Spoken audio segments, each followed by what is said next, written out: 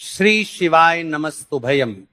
दोस्तों, हम सबको पता है कि 23 जनवरी 2026 यानी शुक्रवार को पड़ रही है बसंत पंचमी का बहुत ही प्यारा सा दिन, क्योंकि इस दिन को सरस्वती पूजा के नाम से भी जानते हैं। और मेरा एक एक करके चढ़ाएं या पूरा एक गुच्छा चढ़ाएं, कैसे गिने गए इन सभी की बात इस वीडियो में करने वाले हैं, तो पूरी बातों को समझेंगे और कैसे करना है इसकी बात भी समझिए। ठीक है, चलो सबसे पहले तो मैं आपको यह बता दूं कि अगर आपको सरसों का फूल नहीं मिलता है तो आपको क्या करना है, बाद में हम लोग उपाय की बात करेंगे, है ना। देखो, पहले काम तो यह करना है कि आपको खोजना होगा, है ना। पहले ही हार नहीं माननी है, इस चीज का ध्यान रखेंगे कि आपको सबसे पहले खोजना है कि हमें कहीं से भी सरसों का फूल मिल जाए। अगर कभी भी मौका लग जाए तो आप लोगों को सरसों का फूल लिखकर बहुत छोटा सा उपाय करना है। इन दोनों का संयोग बहुत ही कम आता है। इसी के साथ में गुरुजी ने अपनी शिव पुराण कथा में बताया है कि इस दिन आपको एक सरसों का फूल वाला उपाय तो आपको अवश्य ही करना चाहिए, क्योंकि ऐसा दिन पूरे साल में सिर्फ एक ही बार आता है। और दोस्तों, आप सभी लोग जानते हो कि शुक्रवार का अगर सबसे बड़ा कोई उपाय है तो वह सरसों का फूल वाला उपाय।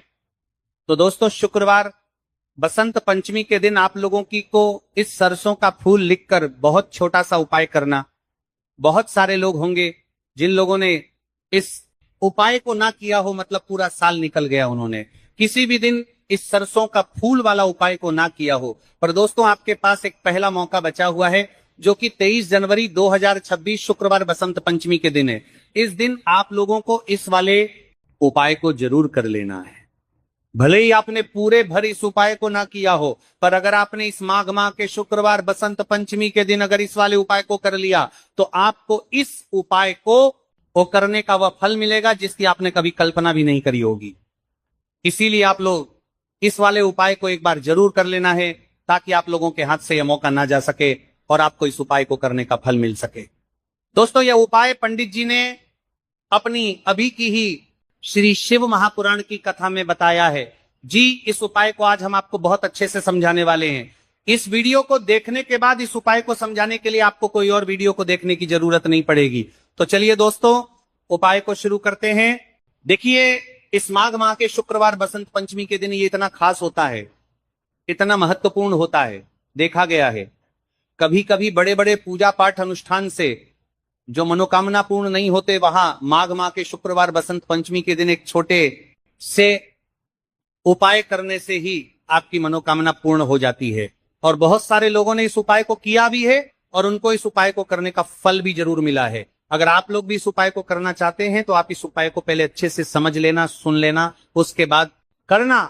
आपको इस उपाय का फल जरूर मिलेगा। और इस उपाय को कर लेने से आपके घर में चाहे किसी भी प्रकार की दुख और समस्या क्यों ना चल रही हो, आपको उसका कारण भी नहीं पता है कि भाई ये समस्या किस कारण से चल रही है। उसका कुछ भी कारण हो सकता है, जैसे पितृदोष हो सकता है या किसी भी तरह का मंगल दोष भी हो सकता है। तो इस दिन आप लोगों को ये वाला उपाय कर लेना है। ये एक ऐसा उपाय है जिस उपाय को अगर किसी विशेष दिन पर किया जाए तो भाई उस विशेष दिन का जो है वह तो हमें मिलता ही मिलता है, पर हमने उस दिन पर इस उपाय को किया है तो हमें उससे भी बड़ा फल मिलता है, और फल बहुत जल्दी मिलता है, क्योंकि आप इस उपाय को बहुत ही बड़े और विशेष दिन पर कर रहे हैं। तो चलिए, अब उपाय के बारे में बात कर रहे हैं, आज करते हैं। लेकिन उससे पहले आप लोगों की बात करना यह जानना आवश्यक है कि आखिर ये उपाय किस समय करना है, किसको करना है और कैसे करना है। तो चलिए, हम आगे आपको वीडियो में एक एक करके बता देते हैं। लेकिन उससे पहले, अगर आप लोग हमारे चैनल पर पहली बार आए हैं या फिर मेरी आवाज आज पहली बार सुन रहे हैं, तो हमारे चैनल को सब्सक्राइब जरूर कर लेना और इस वीडियो को लाइक करके कमेंट बॉक्स में श्री शिवाय नमस्तु या ओम नमः शिवाय जरूर टाइप कर देना। तो दोस्तों, इस सरसों का फूल वाला उपाय को हमें इस शुक्रवार बसंत पंचमी के दिन कैसे करना है, किसको करना है, किस समय करना है और कहां पर करना है, ये सारे सवालों के जवाब आपको इस वीडियो में मिल जाएंगे। और जो ये वीडियो देखेगा भाई, उसको सरसों का फूल वाला उपाय जरूर करना चाहिए, क्योंकि इस दिन पीपल के पत्ते का भी बहुत ही बड़ा और विशेष महत्व होता है। आजा सरसों का फूल वाला उपाय की तो ये सोने पर सुहागा वाली बात हो जाती है, और ये एक बहुत ही बड़ा उपाय हो जाता है शुक्रवार का। तो अब दोस्तों, इस सरसों का फूल वाला उपाय को आखिर करना किसको है, सबसे पहले हम लोग वो बात जान लेते हैं। तो देखो, घर की जो बड़ी माताएं बहनें होती हैं, उन माताओं बहनों में से कोई भी एक बड़ी माता बहन इस वाले उपाय को कर सकती है। और दोस्तों, अगर आप चाहे तो अपने घर में से सभी सदस्यों को भी इस उपाय को करवा सकते हैं। अगर किसी व्यक्ति की खुद की कोई मनोकामना है, खुद की कोई दुख और परेशानी है जो कि वो अपने लिए ही करना चाहता है, इस वाले उपाय को तो वो खुद अपने लिए भी कर सकता है।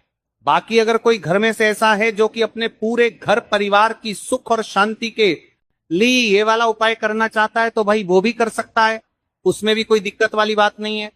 कहने का मतलब यह है कि इस उपाय को हर एक सदस्य भी कर सकता है और पूरे घर परिवार के सदस्य के लिए घर की बड़ी माताओं बहनों में से कोई एक माता बहन भी कर सकती है। माताएं बहनें अगर घर में उपस्थित ना हो या ये वाला उपाय ना कर पा रही हो, तो फिर घर का कोई बड़ा सदस्य भी इस सरसों का फूल वाला उपाय को कर सकता है। चाहे फिर वह कर्माता करने के लिए दूसरा कर पा रही हो और बड़ी माता करने के पा रही है, ये सरसों का फूल वाला उपाय को कर सकता है। ये सरसों का फूल वाला उपाय को कर सकता है, पुरुष ही क्यों ना हो, उसमें कोई भी दिक्कत वाली बात नहीं है।